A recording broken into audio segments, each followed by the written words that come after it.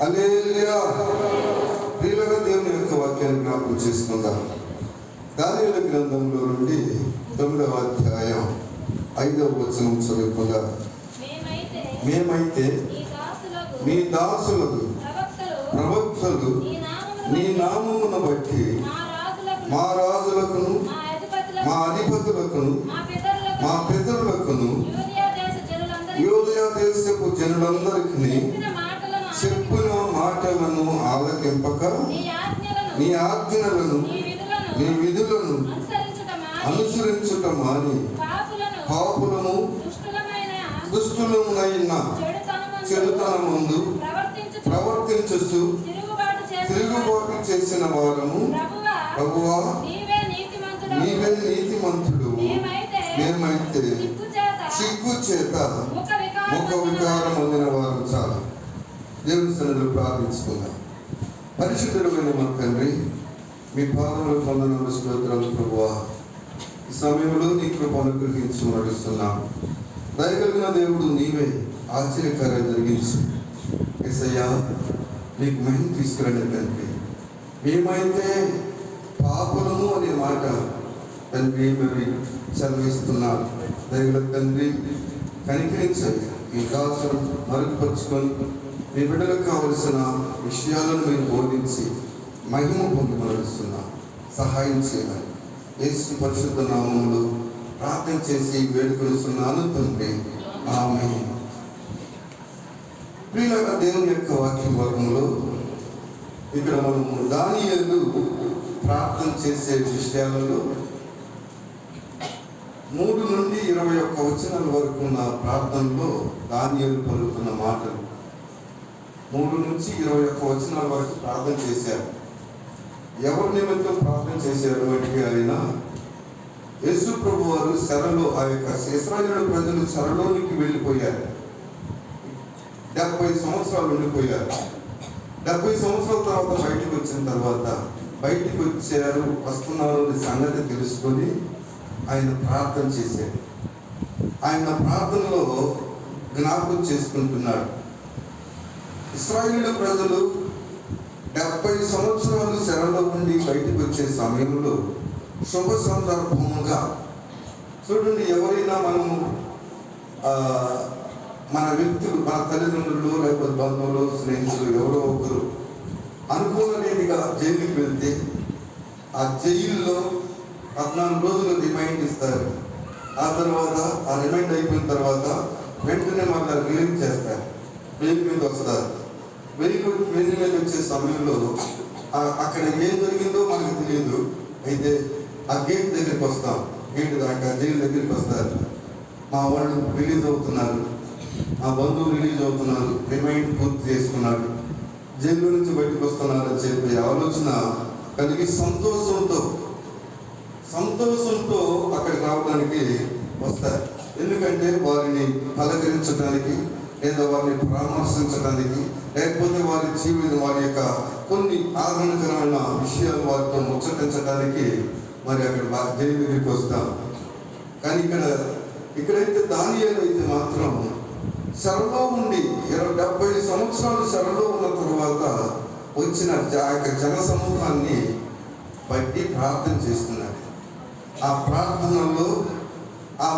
దానియేలు ప్రార్థనాపరుడు, దానియేలు భక్తిపరుడు, దానియేలు దేవునికి ప్రియుడైన వాడు. ఇలా దానియేలు దేవుని యొక్క సన్నిధిలో దేవుని యొక్క దర్శనములను చూచువాడు. దేవుని యొక్క దర్శనం ఒకసారి వస్తే దానియేలుకు, ఆ దానియేలుకు వచ్చిన తర్వాత దర్శనము కలగగా వ్యాధిగ్రస్తుడయ్యాడండి. చూడండి, ఒక మంచి దర్శనం కలిగింది బబులోను యొక్క రాజు యొక్క విషయంలో. ఆ దర్శనం కలిగితే ఈయన వ్యాధిగ్రస్తుడయ్యాడండి. ప్రార్థన పరుడే, లేకపోతే దేవుని యొక్క దర్శనం చూసేవాడే, భక్తి కలిగిన వాడు, దర్శనం చూసేవాడు, దేవుని యొక్క మర్మములను బోధించేవాడు. లేదా అలాంటి దానియేలుకు వ్యాధిగ్రస్తుడుగా ఉండటానికి కారణం ఏంటి? దర్శనం వస్తే మీకు కళ వచ్చిందనుకోండి, ఒక కళ. ఆ కళలో బాధపడతాం. ఆ కళ తర్వాత మన మనసులో బాధపడతాం. ఏంది కళ ఎందుకు వచ్చింది? కళ్ళలో పాములు ఎందుకు వచ్చినాయి? కళ్ళలో తేళ్లు ఎందుకు కనపడుతున్నాయి? కళ్ళలో పోలీసు వాళ్ళు ఎందుకు కనపడుతున్నారు? పాములు కళ్ళు ఇన్ని విధంగా ఆలోచన చేస్తూ మనసు బాధపడుతుంటుంది. గుర్తుంటే కళ్ళ గుర్తుంటే మనసు బాధపడుతుంది. కళ గుర్తు లేకపోతే ఏముండదు. కళ గుర్తుంది అంటే ఖచ్చితంగా నెరవేరుతుంది అర్థం. నీవు కళ గుర్తుంది, కళ చెప్పగలుగుతున్నావు అంటే ఖచ్చితంగా ఆ కళను నెరవేర్చడానికి, ఆ వచ్చిన కళను, నీకు వచ్చిన కళ నీకు తెలిసిన దైవ సేవకుల దగ్గరకు, పక్క వాళ్ళ దగ్గరకు పంచుకుంటే వాళ్ళు దాని యొక్క భావాన్ని చెప్పగలుగుతారు. ఇలా దేవుని యొక్క సన్నిధిలో దర్శనము ఆ యొక్క కళ్ళ భావం చెప్పగలిగి ఆ తర్వాత జాగ్రత్తగా ఉండు అని చెప్పడానికి అవకాశం ఉంటుంది. అయితే ఇలా కళ గుర్తుంది అంటే ఖచ్చితంగా నెరవేర్చబడుతుంది. కళ గుర్తు లేదంటే నీవు ఆ కళను మర్చిపోయే, గుర్తు రాలేదంటే తప్పకుండా అది జరగడానికి అవకాశం లేదు. అయితే ఇక్కడ దర్శనం చూసే సమయంలో ఇశ్రాయేలు ప్రజలు 70 సంవత్సరాల నుండి బయటకు వచ్చే సమయంలో దర్శనాక్రాంతుడయ్యాడు. చూడండి 8వ అధ్యాయంలో 27వ వచనం, 26వ వచనం కూడా చదువుకుందాం. ఆ దినములను గూర్చిన దర్శనమును వివరించి ఉన్నాను, అది వాస్తవము, అది అనేక దినములు జరిగిన పిమ్మట నెరవేరును. నీవైతే ఈ దర్శనమును వెల్లడి చేయకము అనెను. ఈ దర్శనము కలగగా దానియేలును నేను అనే మాట ఉన్నా. దానియేలును నేను మూర్ఛిల్లి కొన్నాళ్ళు వ్యాధిగ్రస్తుడునై ఉంటిని. పిమ్మట నేను కుదురై రాజు కొరకు చేయవలసిన పని చేస్తూ వచ్చి తిని ఈ దర్శనములకు గూర్చి విస్మయం గలవాడనైతిని కానీ దాని సంగతి తెలపగలవాడెవడను లేకపోయాను. చూడండి, దర్శనం వస్తే మూర్ఛిల్లి వ్యాధిగ్రస్తుడిగా ఉన్నాడంట దానియేలు. ప్రార్థనా పరుడు, దర్శనం చేసేవాడు, భక్తి కలిగిన వాడు, ఆ మర్మములను బోధించడానికి, జరగబోయే విషయాలు చెప్పగలిగిన దేవుడు ఆయన అంత జ్ఞానం ఇచ్చాడు. దానియేలుకు ప్రియుడు అని మాట ఉంటుంది. దానియేలు నా ప్రియుడు. తర్వాత దానియేలు గురించి దేవదూతల ముఖమును పోలినవాడు అంటాడు. దేవదూతల ముఖమును పోలినవాడుగా ఉన్నాడు దానియేలు. ప్రియులారా, దేవుని యొక్క సన్నిధిలో మరి దానియేలు దేవదూతల ముఖము పోలిన వ్యక్తిగా ఉన్నప్పటికీ కూడా దేవుని యొక్క దర్శనం వస్తే మూర్ఛిల్లిపోయాడు. దేవుని యొక్క సన్నిధిలో మూర్ఛిల్లిపోయినట్లుగా చూడగలుగుతున్నా, వ్యాధిగ్రస్తుడైనట్టుగా చూడగలుగుతున్నా. వ్యాధిగ్రస్తుడిగా ఉండి ఆ తర్వాత కొన్ని రోజుల తర్వాత కుదురుకొని దేవుని సన్నిధిలో ఆయన మంచి జీవితాన్ని గడపడానికి, ఇప్పుడు ఇశ్రాయేలు ప్రజలు బయటకు వస్తున్నారనే సంగతిని తెలుసుకొని ప్రార్థన చేస్తున్నాడు. ఆ ప్రార్థనలో 5వ వచనంలో ఏమంటున్నాడంటే, ఆ ప్రార్థనలో ఏమంటున్నాడంటే చదువుదాం. మేము 9వ వచనం, మేమైతే అంటే అతను గూర్చి కూడా మాట్లాడుకుంటున్నాడు. దానియేలును గూర్చి కూడా మాట్లాడుకుంటాడు. మేమైతే చూడండి, అక్కడ ఒక నిమిషం ఆగుదాం. ఇలా దేవుని యొక్క సన్నిధిలో మేమైతే అనే మాట చదువుతున్నాం అంటే ఆయన ప్రార్థన పరుడు, దర్శనం చూసే వ్యక్తి, కళ్ళ భావం చెప్పగలిగిన వాడు, మర్మము చెప్పగలిగిన వాడు, దైవత్వం పోలిన వాడు. కాబట్టి ఇప్పుడు సింహపు బోనులోకి వెళ్ళి కూడా ప్రార్థన చేసి సింహాలు నోరును మూసిన దేవుడు దానియేలు ఇప్పుడు మేమైతే నేను అనే మాట ఒకరికి సంబంధిస్తుంది, మేమైతే అందరికి సంబంధిస్తుంది. మేమైతే అనే మాట కాబట్టి ఇప్పుడు అతడు మేమైతే అనే మాటను చదువుతున్నాడు. ఎందుకంటే అతను కూడా పాపం చేసిన వ్యక్తులలో ఒకడుగా ఎంచుకొని ప్రార్థన చేస్తున్నాడు. మేమైతే దేవుని యొక్క సన్నిధిలో అక్కడ ఏమంటున్నాడంటే చూడండి, ఇర్మియా గ్రంథము 3వ అధ్యాయం 25వ వచనంలో దేవుని యొక్క ఒక మాట రాయబడింది.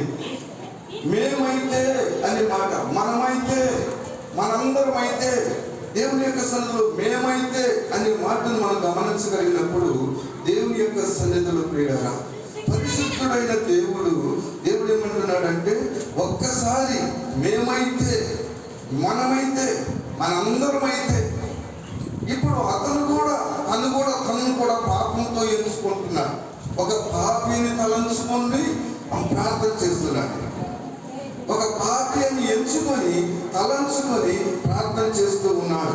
ఆ ప్రార్థనలో మేమైతే పాపులము అంటున్నాడు.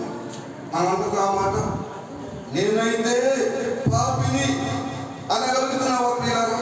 మేమైతే పాపులం. వాడు పాపం చేశాడు అంటారు, కానీ మేమందరం పాపం చేసామన్నాడు. యేసు ప్రభు వారు ఆకాను దేవుడు యెహోషువ కాలంలో ఆకాను ఒక్కడే పాపం చేశాడు. దేవుడు ఏమన్నాడు యెహోషువతో, మీ అందరూ పాపం చేశారన్నాడు. ఒక్కడే చేసింది, ఒక్కడ పాపం చేశాడు, కానీ మీ అందరూ పాపం చేశారని చెప్పారు. వీళ్ళ దేవుని యొక్క సన్నిధిలో పాపం చేశారు అని చెప్పినప్పుడు మేమందరము పాపులమని ఒప్పుకుంటున్నాడండి. వీళ్ళ దేవుని యొక్క సన్నిధిలో ఆకాను పాపం చేసిన వ్యక్తిగా ఉన్నప్పుడు దేవుడు చెబుతున్న మాట ఏంటంటే మీరందరూ పాపం చేశారు, మీరందరూ పాపం చేశారనే మాట చెబుతున్నాడు. కాబట్టి అలాంటి పరిస్థితుల్లో దానియేలు కూడా చూడండి, ఇర్మియా గ్రంథము 3వ అధ్యాయం 25వ వచనంలో ఏమంటున్నాడంటే సాగిలపడదుము రండి, మనము చిక్కు నొందిన వారమై సాగిలపడదుము రండి, మనము కనబడకుండా అవమానమును మనలను మరుగు చేయుగాక. మన దేవుడు యెహోవా మాట వెనక మనమును మన పితరులను మన బాల్యము నుండి నేటి వరకు మన దేవుడిని యెహోవాకు విరోధముగా పాపము చేసిన వారము. వీళ్ళ దేవుని యొక్క సన్నిధిలో ఎవరెవరు పాపం చేశారంట? దేవుని యొక్క మాట పాపం చేసిన వ్యక్తులు చిక్కునొందిన వారుగా ఉంటున్నాం. చిక్కునొందిన వారమై సాగిలపడదుము రండి. వీళ్ళ పాపం చేసిన వ్యక్తులుగా ఉన్నప్పుడు సిగ్గుపడుతూ ఉంటాం. రండి సాగిలపడదాం. అయితే మనము కనబడకుండా అవమానములు మనలను మరుగు చేయుగాక. అవమానం, సిగ్గునొందుతున్నావు, పాపం చేస్తున్నావు, సిగ్గునొందుతున్నావు, అవమానం వస్తుంది. కాబట్టి ఇప్పుడు మన దేవుడిని యెహోవా మాట వినక, దేవుని మాట వినక, దేవుని మాటను మనం వినట్లేదు. పాపము చేసే విషయంలో దేవుని మాటను వినక మన పితరులు మన పితరులను మన బాల్యము నుండి నేటి వరకు అంటే ఎంతకాలం మనము మన పితరులు, ఆ తర్వాత మన బాల్యం. నీకు వయసు దాదాపు 50-75 సంవత్సరాలు ఉండవచ్చు, లేకపోతే 20 సంవత్సరాలు ఉండవచ్చు. అయితే బాల్యకాలం నుండి పితరులు పాపం చేస్తున్నారు, మనం పాపం చేస్తూ వస్తున్నాం. అయితే ఏంటి అంటే దేవుని మాటలను వినక, దేవుని మాటను వినలేకపోతున్నాం, దేవుని మాటకు చెవియగలేకపోతున్నాం. దేవుని మాట అంటే ఇష్టం లేకుండా ఉంటున్నది. దేవుడి మాట అంటే మాకు కాదే వారికి అంటూ ఉంటున్నాం. దేవుని యొక్క సన్నిధిలో దేవుని మాట వింటే దేవుని యొక్క ఆశీర్వాదం ఉంటుంది. ఆ మాట నాకు కాదని అంటున్నాడు. ఇలా దేవుని యొక్క సన్నిధిలో దేవుని మాట వినక ఏం చేశామంట? మనందరము బాల్యకాలము నుండి పాపం చేశాం. పాపం చేసిన వ్యక్తులుగా ఉన్నాం. పాపం చేసే వ్యక్తులుగా ఉన్నప్పుడు అవమానం కలుగుతుంది, సిగ్గు కలుగుతుంది. చూడండి, ఆ మాటను అక్కడ ఏమంటున్నాడంటే అవమానంతో ఉన్నప్పుడు మరుగుపరుచుకుంటున్నాం, దాసి పెట్టుకుంటున్నాం, రహస్యంగా ఉంటున్నాం, మనకు ఎవరికి తెలియదు అనుకుంటున్నాం. దేవుని యొక్క సన్నిధిలో ఎవరికి తెలియదు అనుకుంటున్న ఈ స్థితిని ఒకసారి దేవుని దృష్టిలో మనం ఆలోచించాలి. మన పాపలు అంటున్నాడు. మనం పాపులము అని అతను దానిలతో పూట ఉన్న వ్యక్తులతో ఇశ్రాయేలు ప్రజలందరూ, చెరలో ఉన్న వచ్చిన ప్రజలందరూ కూడా మేము పాపులము అయ్యామన్నారు. వారు దేవుని మాట వినట్లేదు. దేవుడి మాట వినలేదు కాబట్టి వారిని గురించి తాను కూడా పాపిని ఒప్పుకుంటున్నాడు. చూడండి, ఆ దానియేలు గ్రంథం 9వ అధ్యాయంలో 20వ వచనంలో, 20వ వచనం, నేను ఇంకను పలుకుచు ప్రార్థన చేయుచు పవిత్ర పర్వతముల కొరకు నా దేవుడైన యెహోవా ఎదుట నా పాపమును, నా జనము యొక్క పాపమును ఒప్పుకొనుచు నా దేవుని విజ్ఞాపన చేయుచుంటిని. చాలా మంచాలు దేవుని యొక్క సన్నిధిలో నా పాపం ఒప్పుకుంటున్నాను, నా జనం యొక్క పాపాన్ని ఒప్పుకుంటున్నాను. దేవుని యొక్క మాటను అంటున్న పిల్లలు, నీ పాపము నీ ఒప్పుకోవాలి, నీ ప్రజల యొక్క పాపం ఒప్పుకోవాలి, నీ ఇంటిలో ఉన్న వారి పాపాన్ని ఒప్పుకోవాలి. అదే ఎజ్రా కూడా చేశారు. నేను పాపం చేశాను ప్రభువా, నా పాపం, నా పెద్దలు చేసిన పాపము, నా పాపమును క్షమించుమని అడుగుతున్నాడు ఎజ్రా దేవుని యొక్క సన్నిధిలో ఆ పాపాలు ఒప్పుకోవడానికి. ఆ పాపమును ఎన్ని పాపాలు చేశాడంటే ఇక్కడ ఏమని రాశారంటే, చూడండి, పాపమును ఒప్పుకుంటున్నాము, విడిచిపెట్టలేకపోతున్నాము. పాపాన్ని ఒప్పుకుంటున్నాం, విడిచిపెట్టలేని కార్యం కలిగి ఉంటున్నాం. వీళ్ళ దేవుని యొక్క సన్నిధిలో పాపానికి దాసులుగా ఉండకూడదు. వాక్యము ఏం చెబుతుందంటే, దేవుని మాటను వెనక యెహోవాకు విరోధముగా పాపము చేసిన వారుగా ఉంటున్నాం. దేవుని మాట వినకపోవటమే పాపం. ఆజ్ఞాతిక్రమమే చెప్పాలి. ఆజ్ఞాతిక్రమమే పాపము వల్ల వచ్చే జీతము మరణం.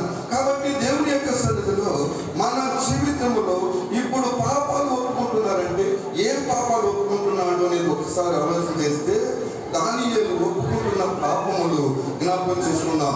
5వ అధ్యాయానికి రండి. ఆ 9వ అధ్యాయంలో 5వ వచనం నుండి చూడండి. అక్కడ ఎవరెవరు దేవుని మాట్లాడలేదంటే, రాజులు, అధిపతులు, మా పితరులు, యోదయ దేశమంతటి జనులందరికీ చెప్పిన మాటలు మేము ఆలకించట్లేదు. దేవుని యొక్క సన్నిధిలో ఆలకించలేదు. ఎవరెవరు? రాజులు ఆలకించలేదు, అధిపతులు ఆలకించలేదు, యోదయ ప్రజలు ఆలకించలేదు, దేవుని యొక్క పితరులు కూడా ఆలకించలేదు అంటండి. ఆ పాపాన్ని ఒప్పుకుంటున్నాడు. ఇంకా ఆ పాపం 6వ వచనం చదువుకున్నాం. నీ ఆజ్ఞలను చదవము,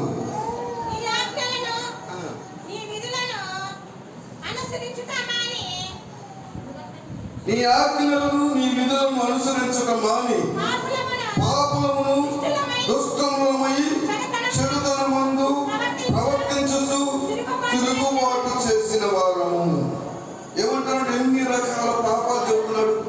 తను చేసే ఆ పాపాలని కూడా కాదు, అది చేయకుండానే తన ప్రజల యొక్క పాపాలను ఒప్పుకుంటూ, తాను కూడా పాపినని ఒప్పుకుంటూ, ఆ పాపములు ఏ పాపం చేశాడంటే, ఇప్పుడు దేవుని యొక్క ఆజ్ఞలు విధులు అనుసరించటం మాని, వాక్యం వింటున్నామండి, వాక్యం వింటున్నాం కానీ అనుసరించట్లేదు.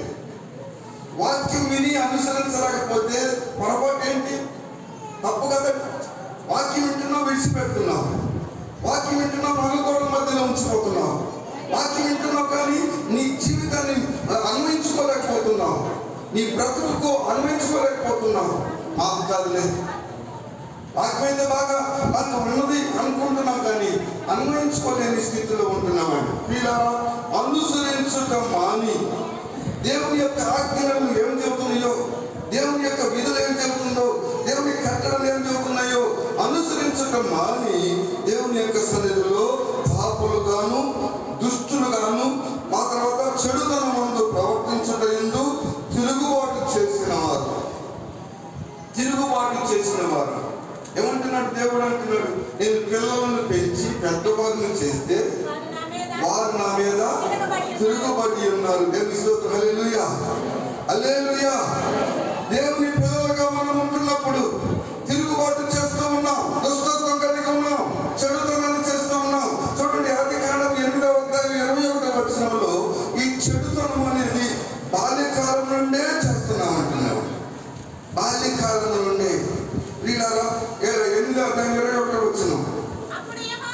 అప్పుడు యెహోవా ఇప్పైన సువాసన నాగ్రహించి ఇక మీదట భూమిని మరలా శపించును. ఎందుకనగా హృదయాలోచన వారి బాల్యము నుండి హృదయ ఆలోచన, నరులో హృదయ ఆలోచన వారి బాల్యము నుండి చెడ్డది అవుతుంది. చూడండి పిల్లలు, దేవుని యొక్క సన్నిధిలో వారి బాల్యము నుండి చెడ్డది. ఈ చెడుతనం అనేది బాల్యకాలం నుండే వస్తుందంట. బాల్యకాలంలోనే చెడుతనము, చెడు అలవాట్లు, చెడు విధానాలు. యవ్వన కాలం వచ్చినాక లోక తల్లిదండ్రుల మాటకు వెళ్ళి లోపడకుండా మా మాట వినట్లేదని తల్లిదండ్రులు చెప్పుకుంటున్న విధానం, బాల్యకాలంలో మూర్ఖత్వంగా ఉంటున్న విధానం, బాల్యకాలాన్ని విడిచిపెట్టినాక యవ్వనస్తులుగా ఉంటున్నప్పుడు మా బిడ్డలు మా మాట వినట్లేదయ్యా అంటున్నాం. కానీ దేవుని యొక్క సన్నిధిలో అలాంటి స్థితిలో బాల్యకాలం నుండి ఉదయ ఆలోచనలు చెడ్డది. ఈ చెడ్డదిగా ఉంటున్నప్పుడు ఇప్పుడు ఏం జరిగిందంటే, దేవుని సన్నిధిలో లోకములో ఉంటున్నాం కనుక ఇప్పుడు పాపములో ఉన్న ప్రతి ఒక్కరిని దేవుడు నా ఎదురుకు రండి అంటున్నాడు. వారు ఎవరంటే ఈ చెడ్డ విషయాలు చేసే వ్యక్తులుగా ఉంటున్నప్పుడు, దుష్టత్వం కలిగిన వ్యక్తులుగా ఉన్నప్పుడు ఆ పాపలందరూ కాగా ఇప్పుడు చెడ్డదిగా ఉంటున్నది బాల్యకాలం నుండి. ఇప్పుడు పరిస్థితి ఏంటంటే, నాకు అదే ఆ పాటలో ఏమంటున్నాడు, పాపులంతా ఏడ్చే రోజు అంటే, పాపులంతా ఏడ్చే రోజు. దేవుని యొక్క సన్నిధిలో పాపులంతా ఏడ్చే దినముగా ఉంటున్నది ఒక దినము. ఆ దినము బాల్యకాలము, యవ్వనకాలం, నడిప్రాయం, వృద్ధాప్యం వచ్చినప్పటికీ కూడా పాపములు అట్నే ఉండిపోతున్నాయి, దోషములు అట్లే ఉండిపోతున్నాయి. రక్షించబడ్డామని చెప్పుకుంటున్నాం, మారు మనసు పొందామని చెప్పుకుంటున్నాం. అయితే ఈ ఇశ్రాయేలు ప్రజలు దేవుని చేత ఏర్పాటు చేయబడిన ప్రజలే కానీ దేవుని యొక్క సన్నిధిలో చెరలోకి వెళ్ళిపోయి మరలా పాపం చేస్తారేమో అనే ఉద్దేశంతో దేవుడు ఏం చేస్తున్నాడంటే, దానియేలు వారు పాపం చేయకుండా ఉండటానికి వాళ్ళు మానేశారయ్యారు. ఆజ్ఞల విధులను అనుసరించడం మానేశారు. కాబట్టి ఇప్పుడు వాళ్ళు పాపం చేయకూడదు, పాపానికి దాసులు కాకూడదు అని చెప్పి నీవే నీతిమంతుడు అని ప్రార్థన చేస్తున్నాడు. నీవే నీతిమంతుడు. 7వ వచనంలో 9వ అధ్యాయంలో 7వ వచనంలో అంటాడు, నీవే నీతిమంతుడు అని ప్రార్థిస్తున్నాడు. తర్వాత ఏమంటున్నాడంటే, నీతిమంతుడు అని ప్రార్థన చేస్తూ ఆయన నీతిమంతుడు కాబట్టి మనలను పిలుస్తూ ఉన్నాడు. చూడండి, మలాకీ గ్రంథంలో నుండి దేవుని యొక్క వాక్య భాగాన్ని చదువుకుందాం. వీళ్ళరా దేవుని యొక్క వాక్యంలో 3వ అధ్యాయం 7వ వచనంలో చదువుకుందామా. మీ పితరుల నాటి నుండి మీరు నా కట్టడలను గైకొనక వాటిని త్రోసివేసితిరి. అయితే మీరు నా తట్టు తిరిగిన యెడల నేను మీ తట్టు తిరుగుదునని సైన్యములకు అధిపతియగు యెహోవా సెలవీయగా చాలు. ఏమంటున్నాడు? మీరు నా తట్టు తిరగలే, నా తట్టు తిరుగుదురు. నా తట్టు తిరుగుతారు ఎవరైనా దోషములు చేసేవారు, అతిక్రమములు చేసేవారు, చెడుతనం చేసేవారు, దుర్మార్గం చేసేవారు, సిగ్గు అవమానాన్ని తీసుకొచ్చేవారు దేవుని యొక్క సన్నిధిలో నా తట్టు తిరగండి. మీరు ఆయన కృపా కటాక్షములు కలిగిన దేవుడు అంటే, కృపా క్షమాపణలు కలిగిన దేవుడు అంటే, కృపా క్షమాపణలు కలిగిన దేవుడు, కృపా కటాక్షములు కలిగిన దేవుడు మనలను పిలుస్తున్నాడు. ఏమని పిలుస్తున్నాడు? నా తట్టు తిరగండి, నా తట్టు తిరగండి అని మాట. ప్రియారా, దేవుని యొక్క సన్నిధిలో నా తట్టు తిరగండి అంటే ఇప్పుడు ఎవరి తట్టు? దేవుడు ఎలాంటి వాడంట? నీతిమంతుడు. ఆయన ఎలాంటి వాడు? దేవుడు ఎలాంటి వాడు? నీతిమంతుడు. ఆ పాట ఉంది, ఆయన ఏమంటున్నాడు? రండి రండి యేసుని యొద్దకు రమ్మనుచున్నాడు, రండి రండి యేసుని యొద్దకు రమ్మనుచున్నాడు. యేసుని పిలుపు వినియోనింక యోసింపవేలా, యేసుని పిలుపు వినియోనింక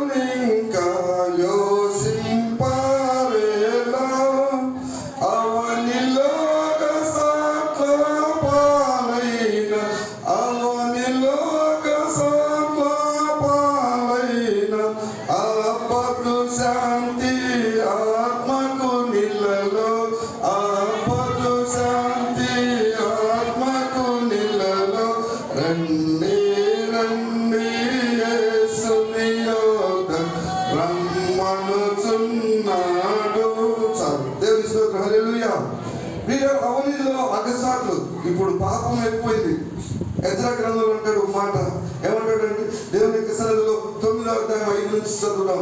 పాపములు ఎక్కువైపోయినాయి. దుష్టత్వం, చెడుతనం, అక్రమము, దుర్మార్గము, దౌష్టత్యము, అవినీతి, నీతి న్యాయం లేని పరిస్థితులు అనేక విధములుగా ఉంటున్నప్పుడు అక్కడ ఒక మాట రాయబడింది. అయితే ఆ పాపము వలన వచ్చేది అగసాట్లు పాలైపోతున్నాం, అగసాట్లతో. అయితే అక్కడ ఏమంటున్నాడు చదువుదాం. ఎజ్రా గ్రంథం 9వ అధ్యాయం 5వ వచనం నుండి చదువుదాం.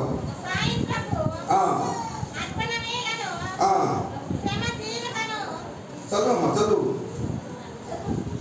ఎజ్రా గ్రంథము 9వ అధ్యాయము 5వ వచనం నుండి.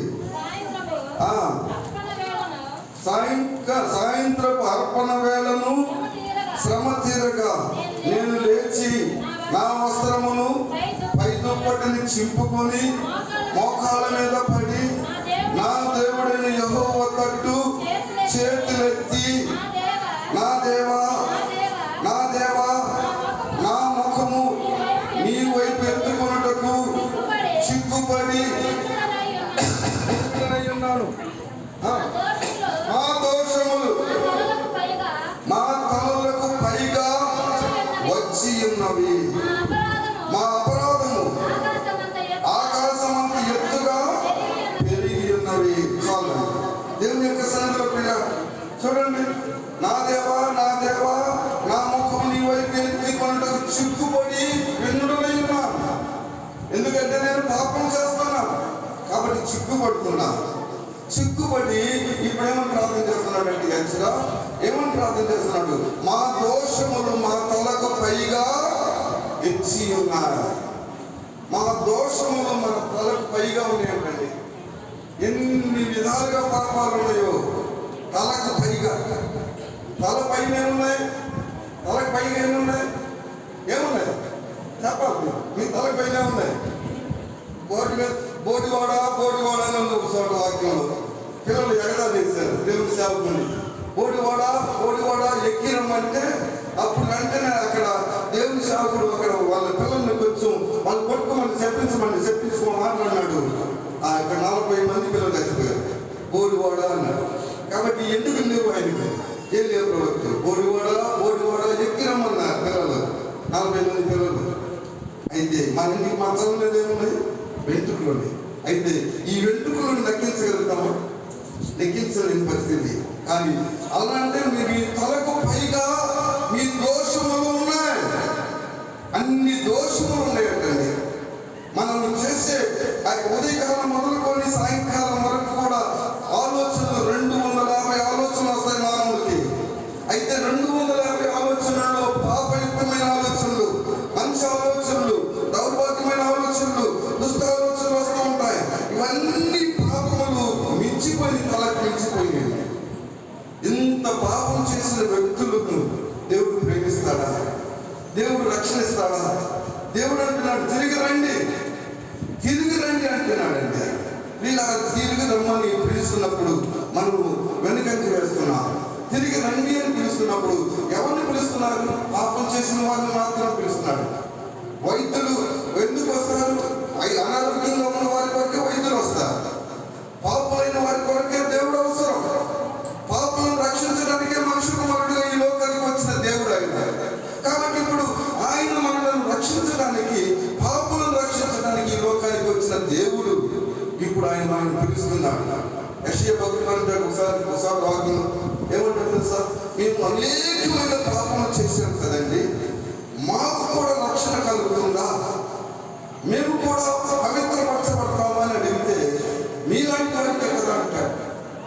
అనేక పాపం చేశాం మనం, తలకు మించి పాపం చేశాం. అయినప్పటికీ రక్షణ పొందేది తలకు మించి పాపం చేసిన వ్యక్తులందరికీ రక్షణ దేవుడు దయచేస్తున్నాడు. హల్లెలూయా, హల్లెలూయా. కాబట్టి దేవుడు నీతిమంతుడు ఆయన నీతిమంతుడు కాబట్టి నువ్వు ఎటువంటి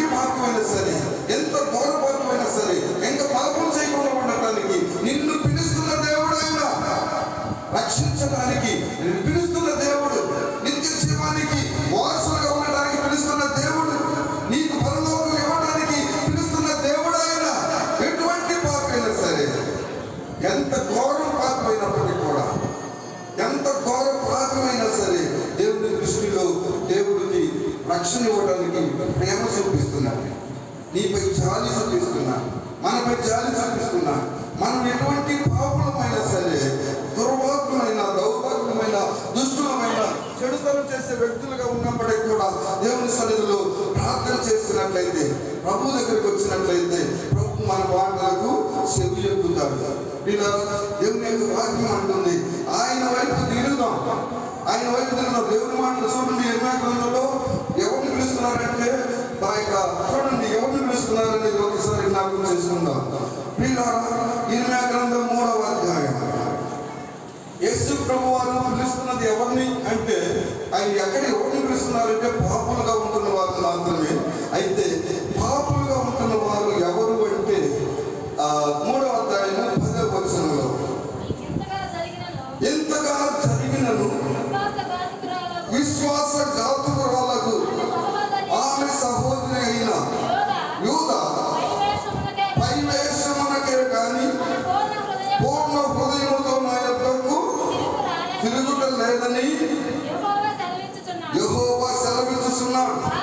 కాగా విశ్వాసఘాతుకురాలకు యూదా కంటే ద్రోహిణియకు ఇశ్రాయేలు తాను నిర్దోషి అని రుజువుపరచుకొని ఉన్నది.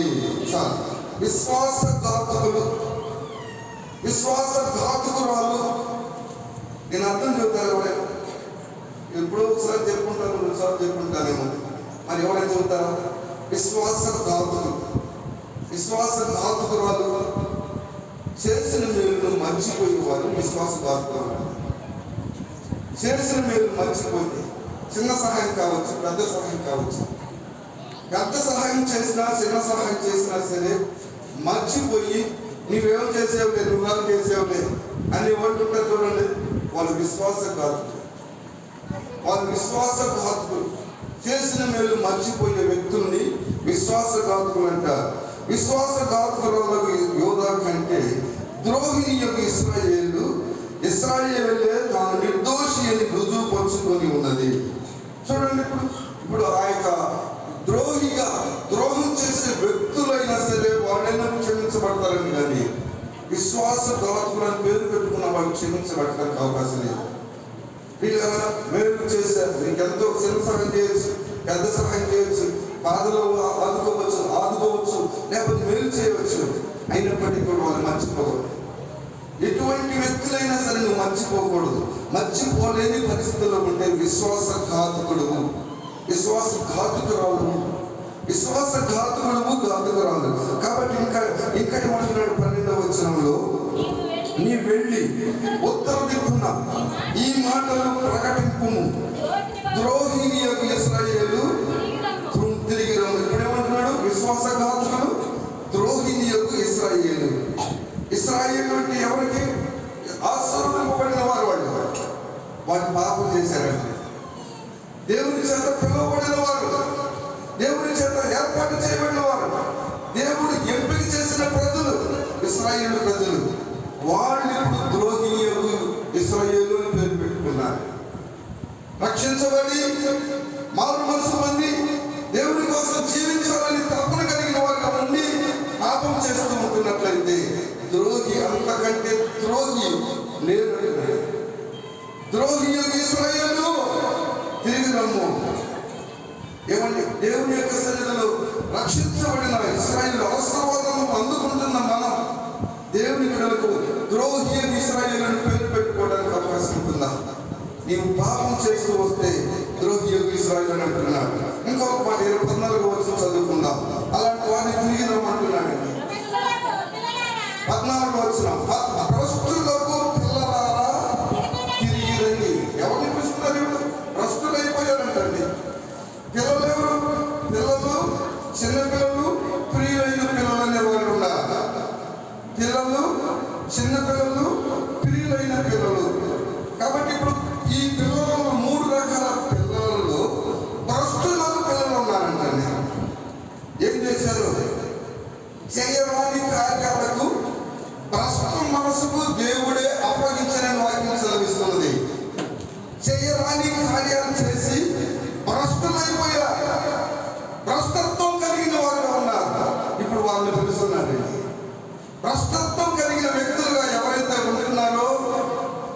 జీవితము ఇప్పుడు భ్రష్టులైన పిల్లలారా తిరిగి రండి అంటున్నారు. వీళ్ళారా యేసు ప్రభువు చేయడానికి కార్యములు ఎవరైతే చేస్తున్నావో వాళ్ళు భ్రష్టులుగా చేస్తారు, దేవుడే అప్పగిస్తారని రాస్తాడు. బ్రహ్మభద్రుడు అంటాడు, బ్రహ్మభద్రులో భ్రష్టత్వానికి నేనే అప్పగిస్తున్నాను, భ్రష్టమైన వారికి నేనే అప్పగిస్తున్నానని చెప్పి చదివిస్తున్నాడు. కాబట్టి భ్రష్టులకు వాళ్ళు అంటున్నాడు. తర్వాత ఇంకేమంటున్నాడు అంటే దేవుని యొక్క సన్నిధిలో అదే భ్రష్టులైన పిల్లలకు ఏమంటున్నాడు చూడండి. 22వ వచనంలో 22వ వచనం చదువుతున్నాం. భ్రష్టులైన బిడ్డలారా తిరిగి రండి, మీ అవిశ్వాసము నేను బాగు చేసేదను. నీవే కాదు, అవిశ్వాసాన్ని బాగు చేస్తా.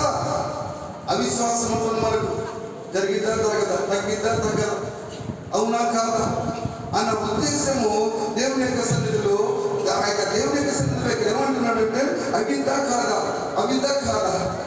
జరిగిద్దా జరగదా, బాగు తగ్గిద్దా తగ్గదా, బాధ పోయిద్దా పోదా అనే అవిశ్వాసం. యేసు ప్రభువు అవిశ్వాసాన్ని వారి సొంత ప్రజల మధ్యలోనే అద్భుతాలు చేయలేదు.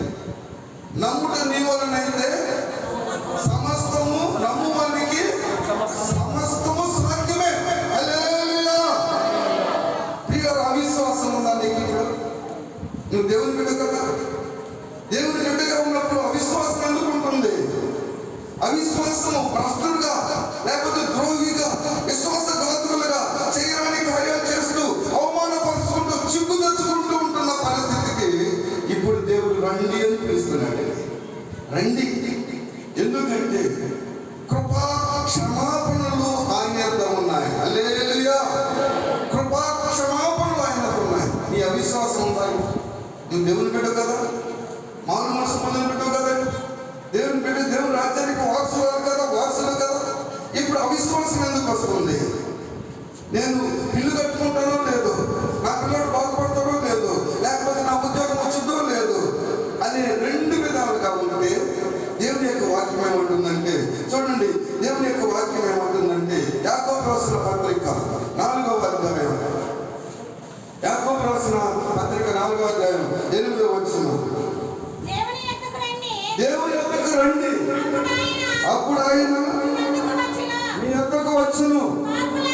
పాపులారా, మీ చేతులను శుభ్రం చేసుకొనుడి, ద్విమనస్కులారా, మీ హృదయములను పరిశుద్ధపరచుకొనుడి. ద్విమనస్కులారా అనే మాట. అవిశ్వాసం ఉండకూడదు. విశ్వాసంగా ఉంటున్న వారికి, రక్షించబడిన వారికి అవిశ్వాసం ఉండకూడదు, భ్రష్టత్వం కలిగి ఉండకూడదు, ద్రోహి అని పేరు తెచ్చుకోకూడదు, విశ్వాసఘాతుకుడు అని పేరు కలిగి ఉండకూడదు. వీళ్ళందరూ కొరకే దానిని ప్రార్థన చేస్తుంది. వాళ్ళు తిరిగి రమ్మంటున్నాడు. తిరిగి రండి. పాపులుగా ఉంటున్నావా?